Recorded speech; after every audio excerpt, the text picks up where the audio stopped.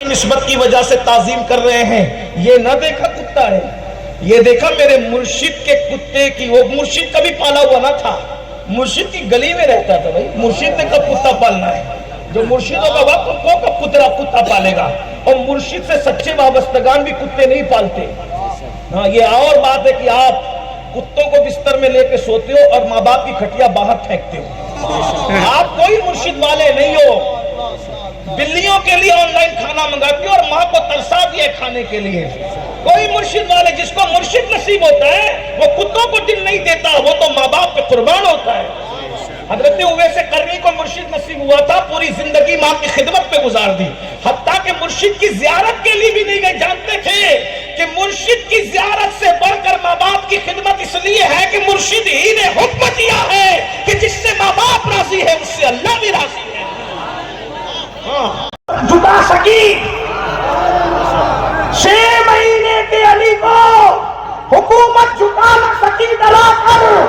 جب نسل علی کو ڈرا کر بیعت نہ لی گئی تو جو اصلی علی تھا اس کو ڈرا کر کے لوگ کیسے بیعت لے سکتے تھے؟ ہمارا تو ایمان ہے دنیا میں وہ کوئی زنجیر اور رسی ہی پیدا نہیں ہوئی جو علی کے ہاتھوں میں آ سکے.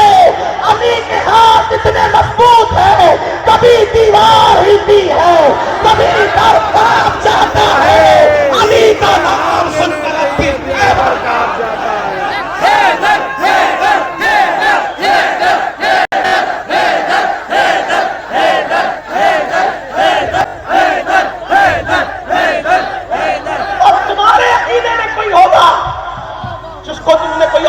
دی.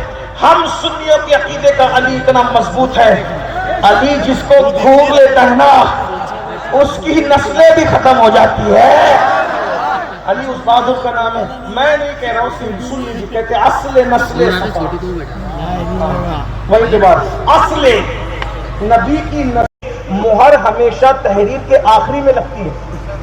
توجہ، مہر ہمیشہ تحریر کے آخری، اور جب مہر لگ گئی تو اس میں آپ نہ کچھ گھٹا سکتے ہو نہ بڑھا سکتے ہو.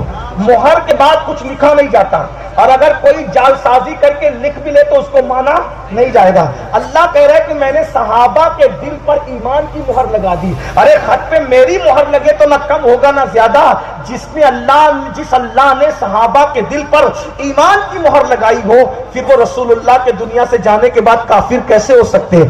جس پر اللہ مہر لگا دے وہ کیسے بدل سکتے ہیں؟ اللہ اکبر. یہ ان صحابہ کا ذکر ہے جن کو اہل سنت صحابہ مانتے ہیں، یعنی ایمان کی حالت میں حضور کو دیکھا، ایمان ہی پر دنیا سے تشریف لے گئے. وہ صحابہ اللہ نے ان کے حال، ان کے دلوں پر ایمان کی مہر لگائی. پھر اس سے بڑی چیز اللہ تعالیٰ ارشاد فرماتا ہے، اولئک کتب فی قلوبہم الایمان وایدہم بروح منہ. ان سے مت لڑنا. اللہ فرماتا ہے میں نے جبریل کے روح قدس کے ذریعے سے ان کی مدد کی ہے. وَأَيَّدَهُمْ بِرُوحٍ مِّنْهُ وَيُدْخِلُهُمْ جَنَّاتٍ تَجْرِي مِن تَحْتِهَا الْأَنْهَارُ. اور اللہ فرماتا ہے کہ ہم ان کو جنت میں داخل کریں گے جن کے نیچے نہریں جاری ہے. من آدم و آدم من تراب. لیکن اگر آپ پٹھان ہیں تو آپ کے وجود میں پٹھانوں کا خون ہے. اگر آپ شیخ ہیں تو آپ کے وجود میں شیخوں کا خون ہے. اگر آپ انصاری ہیں تو آپ کے وجود میں انصاری کا خون ہے. یہی ہے نسب، اسی کو کہتے ہیں. وہ خون لے کر آدمی پیدا ہوتا ہے. یاد رکھنا.